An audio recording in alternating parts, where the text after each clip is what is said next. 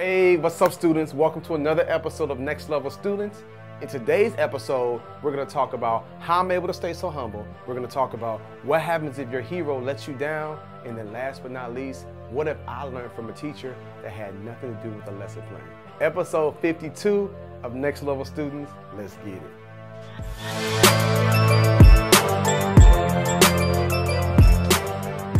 Question number one, what you got? What happens if your model or the person you look up to fails you?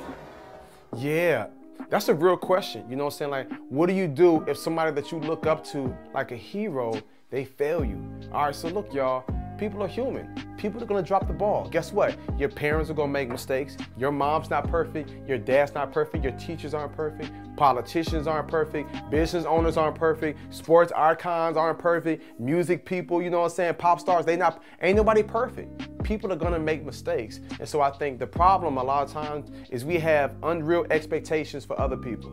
And if you can be honest, you ain't perfect. So have you let somebody down?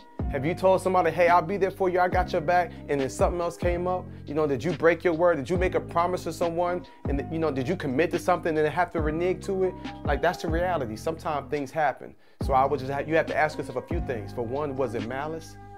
That's what I do. Like, when people let me down, when people are like, yo, Jay, I got your back, I'm gonna do something, and they don't do it, I don't take it so personal. I'm like, you know what, it wasn't malice. It might not have been their priority. They made a mistake, but it wasn't malice. They weren't intentionally trying to hurt me. So that's what I would say. I would say to try to see the best in people, but also guard and protect your heart now. Ain't nobody perfect. People gonna make mistakes. So your parents gonna get on your case. They're not gonna really hear you out. I get it. You know what I'm saying? Teachers might lash out at you sometimes. Like, I get it. There are some times I've had some run-ins with my teachers when I was in school and they did things wrong and I played it cool. But as opposed to being disrespectful, I'm gonna talk to you after class to set the record straight. I had family members and loved ones who should have looked out for me that wasn't there. So I know about the abandonment. I know about betrayal. It happens. So for me, I have to search the heart of people and see the absolute best in them, because that's what I would want other people to see from me. All right, great question. Question number two, what you got? How do you remain so humble when so many people doubted you and now you're successful? Great question. So let me tell you something. I'd be a fool to be cocky. It's important for me to be humble because I am where I am in my life because I've been blessed to have amazing people around me. I surround myself with people who are smart. I surround myself with people who are talented, with people who believe in me and the vision that's been given to me. Like, that's why I'm able to experience the success I'm experiencing. So I'd be a fool to say, yeah, these teachers thought I was No, I didn't just pull myself up by my bootstraps. I had teachers that got in the trenches with me, that was willing to be patient with me, that was willing to challenge me, that was willing to encourage me and pour into me when I didn't even believe in myself. They saw something inside me. I had family members that wrapped their arms around me and was like, we're not giving up on you. And then when I got things together, I had friends like Ryan and Mike and Michael who believe in me, who see something inside me. So, I mean, like, I've accomplished a good bit of success, but there's so many more levels. But I can only get to those levels unless I have help with other people. That's why I have to stay humble, because I am where I am because I got a great team. You know what I'm saying? So, like, right here, Ryan, he in his 30s, Mike in his late 20s, Michael still in high school.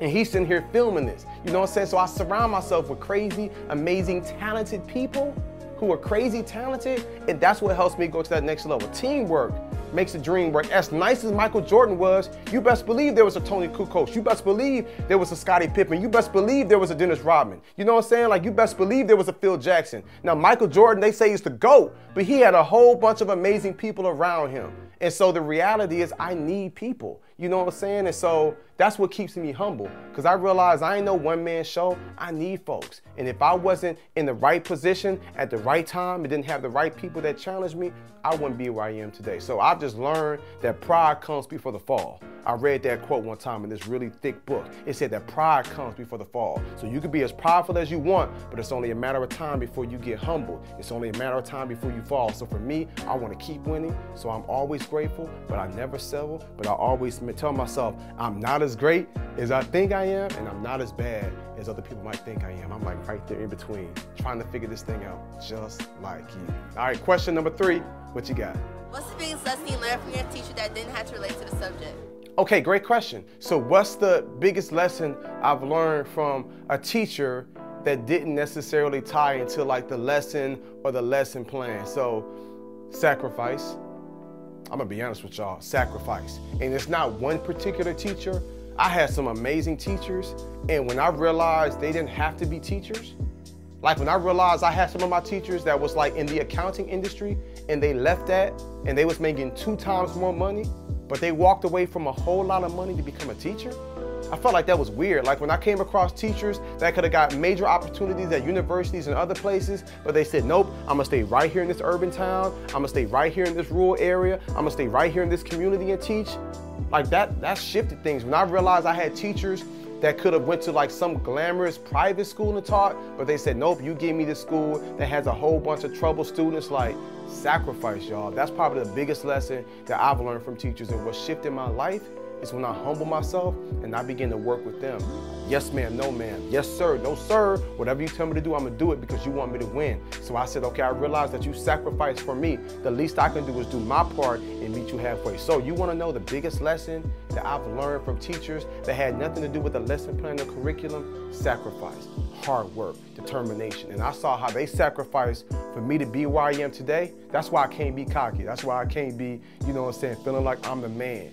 You know, so I'm here because I was able to stand on the backs of other amazing people. And I believe you all have the same opportunity. Matter of fact, wait till you hear about this week's Next Level Student of the Week, and you're gonna see exactly what I'm talking about. I think he's closer to my daughter's age, 4 or 5. What makes Nick really special, as you can see, he doesn't have any hands there, or at least he's missing one hand. He doesn't have any feet either. Hey, so check this out, y'all. So you wanna talk about sacrifice? You wanna talk about people sacrificing, like what the outcome of sacrifice? Let me tell you about my guy, Nick from Illinois. All right, so he's a pro wrestler. He was just recently in 3 wrestling tournaments, and he won all 3 of his tournaments in his bracket by pinning his opponent. Now, have you ever heard somebody say, I beat you with one hand tied behind my back? Well, guess what makes Nick so special? Is he don't got no feet, and he only has one hand. So think about this for a second. He's a professional wrestler, but he don't have no feet, he's got one hand. What level of sacrifice do you gotta have? Like, what level of determination do you have to have? You know what I'm saying? Like, what were some things that maybe he wanted to do, but he was like, I ain't got time for that because I'm gonna be a pro wrestler. You know what I'm saying? Whenever somebody tells him he can't do something, Nick's mindset is, I'm gonna prove you wrong. And I think that's what's special there. You know what I'm saying? When you get to a point where you say, those who believe in me, I will prove you right. If you don't believe in me and you tell me I can't do something, I'm gonna prove you wrong. So as we ended this episode with the power of sacrifice and how others have sacrificed for me, you know what I'm saying, how I learned the power of sacrifice, I as well have experienced the power of sacrifice. When I've had to sacrifice for some things, it was hard to catch back up with my right grade in high school. It was hard to get that bachelor's degree. It was hard to get my master's. That was hard, but I had to sacrifice. And when I hear about Nick from Illinois that has no feet and one hand, but he's winning wrestling tournaments, that's what Next Level Students is all about, y'all. When you say against all odds, I will be as great as I've been called to be. So do me a favor. I want you to be great today, and I'll see y'all next week.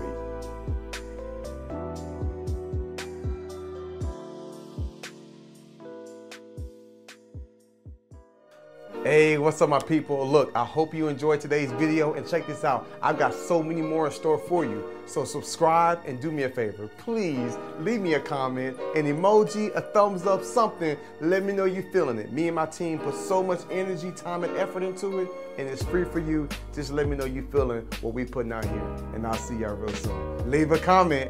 Peace.